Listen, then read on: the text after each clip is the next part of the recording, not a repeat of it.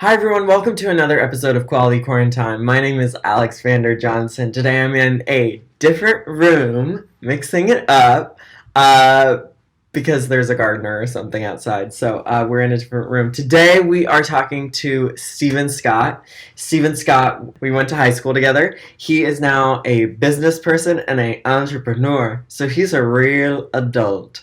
And I can't wait to hear what he does for work and why he is doing what he's doing. He was also the first guy that I was ever consciously attracted to. So I'm going to talk to him about if he was ever aware of that, which I think he was. I think he very much was. So I'm going to talk to him about his attitudes about that at the time and what he thinks about our memories together in high school now. So I'm very nervous, obviously, given the topic, but I'm really excited that he's agreed to do this. He's always been such a great guy. So, yeah, here we go. Hello! Oh my gosh, this goatee. Oh, it's terrible, man. It's awful. It's literally the worst. Why are you doing it? I convinced my dad and my brother to do the same thing, and we're all gonna hop on a video call with my mom. Okay. And just it's purely because I'm losing my mind a little bit in quarantine. So just trying to. You are. People are picking up hobbies and stuff, and I'm like, yeah, I'll grow a mustache. It's a hobby. That's totally a hobby. Yeah. What are you having the hardest time with? Just like the lack of interaction. I mean, it comes and it goes. Like I have a couple people here that I go running with, and so I see a few people. So I'm not that. It's just staying inside the same place all day. I'm one of those people that when I work during the day, I like to get up and kind of change the scenery. I like to go work from a coffee shop. I like to work from the office. I like to work from home. Right. I like to go outside and go on a walk and like have a meeting during a walk or whatever. And so I just, doing my little like home workouts and staying in the same one tiny little apartment. Yeah. Can you show me around at all? Yeah. You don't have to if you don't want to. No, I can't. Give me 1 second. I got Your hair is so long too. I know. I've really grown it out pretty damn long. So this is the tiny little apartment, right? Okay. That same stuff that you normally see. Uh-huh. I've got a little standing desk set up that I've arranged here on the counter. Okay, great. Kitchen, obviously. Let's see, just the bedroom in here. What city are you in right now? I'm in Miami. You're in Miami. Yeah, I'm in Miami, Florida. Oh my gosh. You totally do have such a Miami vibe to you right now. I know, because I'm here in quarantine, I'm like, let's embrace Let's embrace the culture. None of my neighbors speak any English at all, so like I'm speaking Spanish every day when people come for any reason. And that's awesome. Just really living my best Miami life. Well, Spanish is the class that we had together. It's crazy because I use my Spanish a lot here in Los Angeles, and people always ask me where I learned Spanish. Yeah. And I'm always like, high school. And people are like... Which blows people's minds. Spanish is like, I learned Donde está el baño? Right. And we actually learned Spanish. Right. Like, we were... which is crazy because, we used to, like, goof off so much in that class that, like, I didn't think that we were learning anything worthwhile. No offense to Senora Luque, but I just wasn't... She did a great job of making learning fun. Like, learning really, really fun. Yeah. I remember her, like, yelling at us and being like, Fíjate, chicos, taquito. Like, yelling at me, like, why are you sleeping in class? It became a reflex where I would just turn and, like, yell something back in Spanish. And I guess I learned it that way because... Right. But you've always been so smart. Don't you also know Chinese? I took 2 years of Mandarin. I wouldn't say that I know it anymore. Right. It's pretty difficult, and you really need to be immersed to learn Chinese. But I did take two years of Chinese.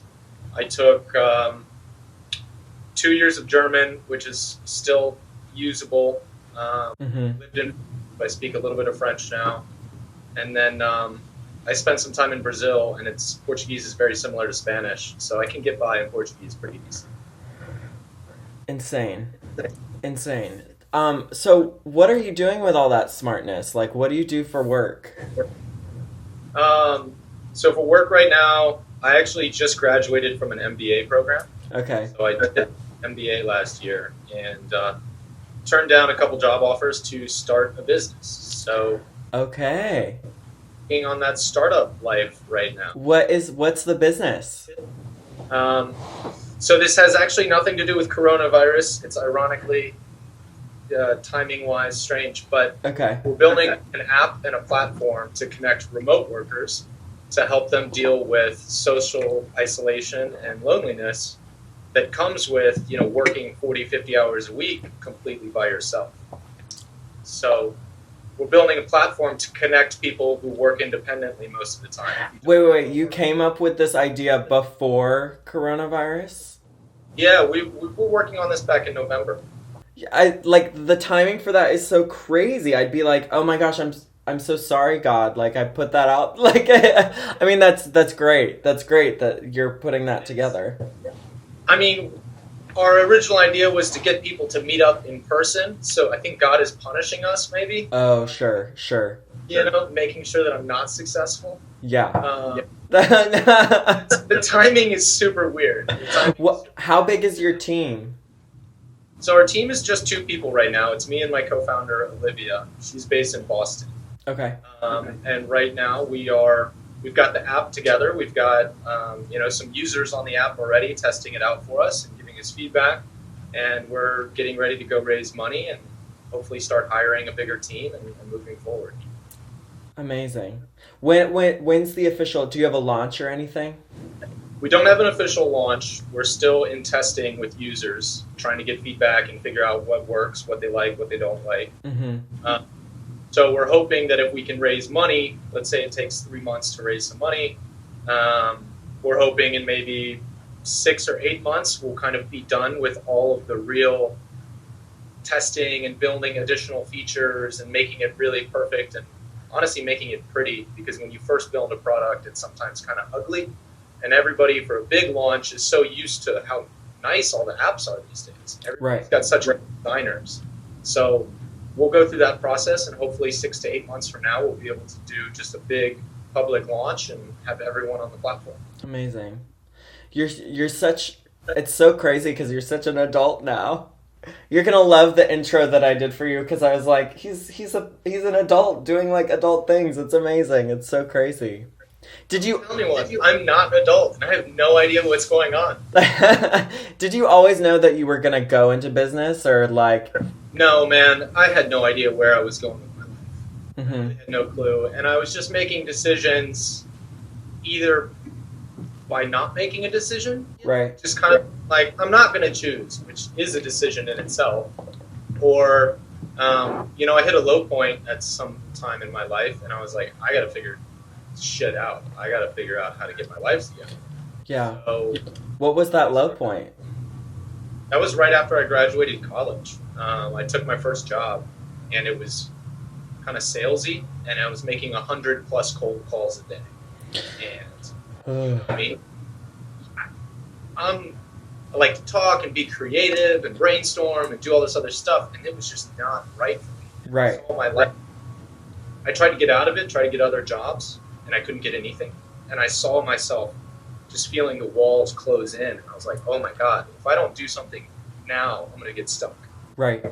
So at 22, were you looking around and you're like at other people and you're like, oh, I can't end up like this? Yeah, and I mean, not to insult your coworkers, but it wasn't a criticism of those people. Yeah.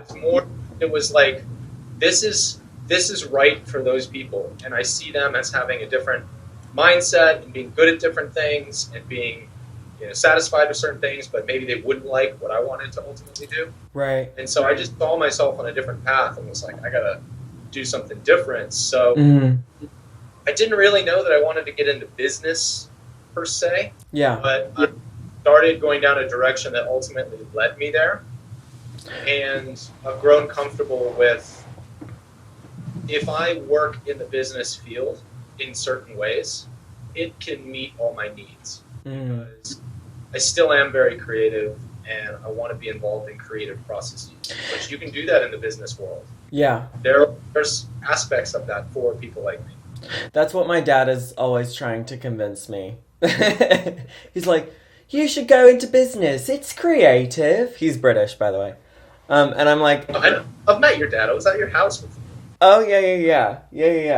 Well, and that's one of the things that I've always liked about you is that, you know, even though you were into sports, you were a well-liked kid and, you know, all of that, but you also did have an artistic streak. You know, you could talk about deep topics and, you know, analyze things on an emotional level, and that's not something that was typical of, like, all guys. Now, in high school, were you, like, you know, you were a wrestler. I remember you having to worry about, like, what weight class you were going to go into, and you'd have to, like, diet and stuff like that. Was that ever hard for you, or were there any other sort of, like, challenges that you were going through that maybe I didn't know about because I was involved in my own world? Now that's a true statement for all of us, right? Right. No, that's what made... I was sucked into their own world. I mean, for me in high school... Yeah, I mean, wrestling was a tough sport for sure, and like cutting weight, but that was honestly one of the easiest things that I had to deal with in high school. It's clear what you have to do. There's no real thinking involved. You just go exercise. Right. You just wait. Right. I mean, I was so in my head about like, oh, I got a crush on this girl. How do I even talk to her? Mm-hmm. Did these people like me? Like, what am I going to do with my life? Like, my parents were, I mean, my mom, I love her for everything that she is and everything she's done for me, but she's a pretty tough mom. And I was always in trouble. I was always grounded.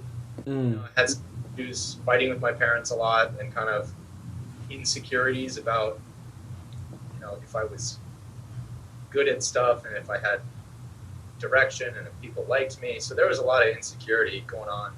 Wow. Water surface for sure. Wow. And you are the middle child, so was that like... Well, my sister was the only girl, younger sister. Sure. So she was the princess. And my older brother was super smart and always had good grades and, you know, didn't really get into any trouble. And I was, you know... You were the smart ass. I was the smartest. Yeah. Our Spanish class was Senor Luque, senior year. I never got below like a 90-something on any of the tests. I was president of the Spanish Honor Society. I went on the exchange program. I almost failed that class senior year because like 40% of the grade was homework and I didn't do any of it. And one day, Senor Luque was like, "Oye, Taquito, like you're gonna fail my class. Like, get your shit together." Right. And like wrote a letter to my parents and was like, "Steven might not graduate if he doesn't, you know, bring these scores up." And I was just like, she gave me a chance to get like half credit for all of my homework if I just did it all in the last week of school and turned it in. Oh my God. So. Why did you do that? But why did... One, I was a hot mess. Okay. Two, this sounds really terrible, broy and stupid and annoying to say, but for me, I was always the kid who was like, what's the point of doing the homework if I already know how to do the test? Right. Why would I spend my time on something that isn't necessary to accomplish the overall real goal? Right. So I was like, this is a waste of time. Yeah. I just wouldn't do it.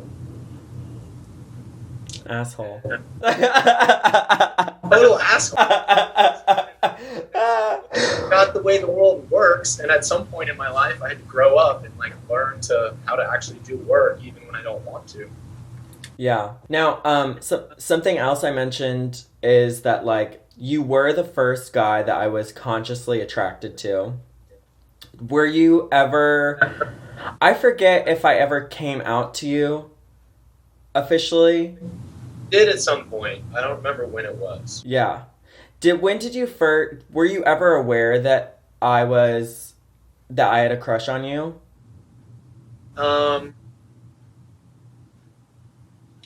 yes and no at the same time. Uh-huh. Like we said, everyone was kind of in your own world at that point in time. So it wasn't really something that occurred to me. Like, this is something that's going on for Alex. But, like, you hung out with me a lot. And, you were flirty and close and very friendly. And always trying to talk stuff. And I never really told myself, like, hey, Alex has a crush on you. But it was kind of like, yeah, Alex likes you. Right. It just, like, grew slowly over time. There was never, like, one little point where I'm like, that for sure was what happened. Yeah, well, that's sort of how I remember my attraction to you happening to begin with, because we had Miss Waters' class together in 10th grade, and we would butt heads a lot. And I was like, this guy's an asshole. And then... Right. And then senior year happened where it was like I tell the story where I'm like, Steven looks good today. Oh, Steven looks really good today. And then, like, Steven is so hot. Like, that's how it literally progressed in my head. Did I ever tell you this? Have I ever told you this? I mean, we've talked about it once, because we talked about the fact that you had a crush on me. Right. So you were never consciously aware that I had a crush on you in high school? Yes, but I had never really said it to myself in those terms. Do you know what I mean? Never, like, to me, it was never a thing. It was just like, Alex is a guy who I think he might be gay, and he always is hanging around and, like, being flirty and engaging with me. Like, I think he has some interest in. Like, yeah. It just was this. There was no box around it, like he has a crush or he doesn't have a crush. Right. It was just the way that we were together. Totally. What did you make of, like, the anxiety attacks and the sort of things that you saw me having? Or do you remember those at all? I guess it would be narcissistic of me to say, like, do you remember what I was going through? But, like, do you remember the anxiety attacks that I would have in, like, Spanish class? So yes and no. Yes, because there were definitely some times when, like, you had, some anxiety attacks or something going on where it was more noticeable and bigger than others. Mm-hmm. But you were also always such an animated, gregarious, like, outgoing, dramatic guy with, all the stuff that you were doing that, there were certainly some times where it was like, oh, Alex he's just being Alex today. Like, he's got, you have days where you're on top of the world and days where you're a little more down. Right. For you in high school is noticeable because you're very dramatic and very emotional and very expressive, and a lot of people keep it bottled up, but you kind of were more expressive about things. So right. I didn't always notice, but there were a few times, where I noticed that you were having, like, a really hard time and you were not your normal self. Right. Something deeper going on that I couldn't really guess or understand. Right. Well, first of all, I have to say I am really grateful for the way that you dealt with me in high school, because I do think that, like, a lot now that I can share my story with other guys, it's like a lot of guys have the experience where, the person they were attracted to, like, was I mean, you are an asshole, but that's just your personality. But like, they were, like, really mean to them, or they, pushed them away, or, like, or just embarrassed them or humiliated them, or, like, were sort of outwardly, viciously mean about it. And you were never viciously mean. And you did, even though I know we've all grown as a society with how we, think about gay people and talk about gay people and whatever. And I'm sure there are some attitudes or beliefs that you may have had at the time that have changed now. But what led you to be a more compassionate person who didn't have the sort of mean, vicious reaction that you might have expected of, like, a jock at the time? That's a good question. And some of it, to be honest with you, I don't really know how to attribute. I think a lot of it probably has to do with my parents and just how they raised me. Mm-hmm. You know, the kind of values that they instilled in me. Did they know gay people, or did? Yeah, I mean, we had a lot of friends and neighbors and people that were gay. My next door neighbor, a friend of mine that I hung out with all the time, like, his uncles were gay, and we always would hang out at their house and like do stuff during the summertime. So like I not been around, I wouldn't say a lot of gay people, but I had been around gay people. I guess it seemed a little strange at the time in Georgia, right? Right. Roswell and Alpharetta, Georgia, there weren't really a whole lot of, gay families. Totally. Like, noticeable, right? So I had a little bit of exposure, and I think my parents were just never deeply religious, were always open to all sorts of different types of people, and I think on top of that, I've always been a person, even as a kid, that would question why people do certain things. Why would you be mean to gay people? Mm-hmm. What's the reason? What is a good reason? Give me a single good reason. Right. And then a lot of the reason would be, well, religion. And I'd be like, well, give me a good reason for religion. And I just work backwards and be like, I don't understand the logic. Right, right. So that never worked for me. And then on top of that, I was bullied a little bit throughout school. There were some people in middle school and even in high school that made me feel pretty terribly on different occasions, to the point where like I remember crying in the middle of class a couple times in like middle school and getting made fun of. For what? For just any sort of thing that I don't remember the specifics of it. It never was like a, you're dumb or you're fat or you're whatever. It wasn't like a specific thing. It was just on particular instances. I remember getting kind of yelled at by some other kids and pushed around and stuff. Yeah. That it sucked. Like, why would anybody want to do that to somebody else? And then lastly, just me being an asshole. I was so concerned with myself, I couldn't be bothered to bully anyone. I was too busy trying to figure out my own shit. I don't need to be going out of my way to make somebody feel bad. Right. So that's so funny. I mean, it never occurred to me in the slightest to be mean to you for any reason whatsoever. Yeah. You were a quirky guy who I thought might be gay, and you were really cool and fun, and everybody liked you. It's like, why would I possibly? Yeah. Well, not everybody liked me, but yeah. I definitely rubbed some people the wrong way, but that's neither. Fuck the haters. Yeah, exactly. Fuck the haters. Are you keeping up with any of your creative stuff now? Are you still playing guitar? Or are you still like making? Yeah. Were you in art class? Like, did you paint at all? Why am I feeling like you painted at some point? Because I did. Okay. I was in photography 1, photography 2, and then AP art my senior year. I did acrylic portraiture, and it was large format portraiture. I did a lot of like 6x6 paintings, 6 feet by 6 feet. Always been into art. Took a lot of drawing classes as a kid. My mom paid for those when I was 10, 12, all that sort of thing. Got into music, played piano since I was 5. I have a ton of music equipment here. Actually, my laptop and everything is propped up on this drum sequencer that I just bought to write drum tracks for the songs that I write on my computer. Oh, cool. So I write a lot of electronic music and guitar music, and I play. It's a really good emotional outlet for me. I miss performing. I played in 4 or 5 different bands over the last 10 years.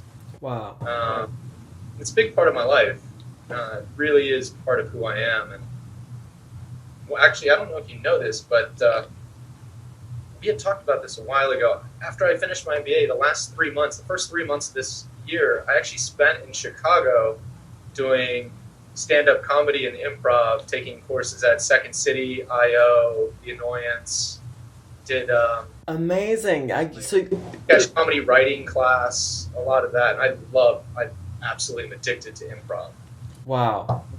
Well, and that makes sense to me because you are so smart, and improv is one of those things where like you can never be caught sleeping. Yeah. Like It's always on. It's always on. You have to constantly be thinking and not even thinking, but just like present. Right. That's so cool. Well, Steven, this has been so fun. Yeah. You're one of the like most interesting people to me that you have this like dichotomy of being like a business person but then also being extremely creative. Um, is there anything that you are I like ending these with obsessions. Is there anything that you're obsessed with this week Um, that brings you joy? just finished watching Fleabag on Amazon Prime, Okay. and have you seen it? Yes, I have. Okay, well, to anybody watching, if you haven't seen it, get your fucking life together and go watch it.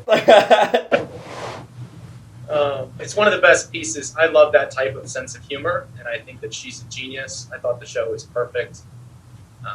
I'm also addicted to an Argentine TV show called El Marginal. Okay. It's in Spanish. It's like a prison crime TV series that's just super good. Okay. What's it on? It's on Netflix. Okay. It's called what again? It's The Marginal, but in Spanish, El Marginal. El Marginal. Okay. Cool. And I don't really watch a ton of TV, but those two shows have been good. Other than that, I read a lot of books in Spanish. I'm addicted to Hispanic literature. I think it's amazing. Just casually addicted to Spanish literature. I love that. It's a little pastime of mine. Yeah, yeah. Mustaches and reading books in Spanish. That's what we do here in Miami. Just up to the usual. Exact. And I mean, this conversation is just so cool to me because if my like 18-year-old self could see this conversation and see this video, it would like totally make his day. So you've totally made my day today by talking to me here. I'm incredibly glad to have done that. Yeah. Yeah. And and I hope I hope you stay safe in the quarantine and we'll talk again soon, I hope. Yeah, please, let's definitely do. Don't hesitate to give me a call or shoot me a text anytime, man. Let's catch up. Awesome. All right. Thanks, Steven. Yeah. Thanks for tuning in to Quality QuaranTIME. New episodes every Monday, Wednesday, and Friday. See you next time.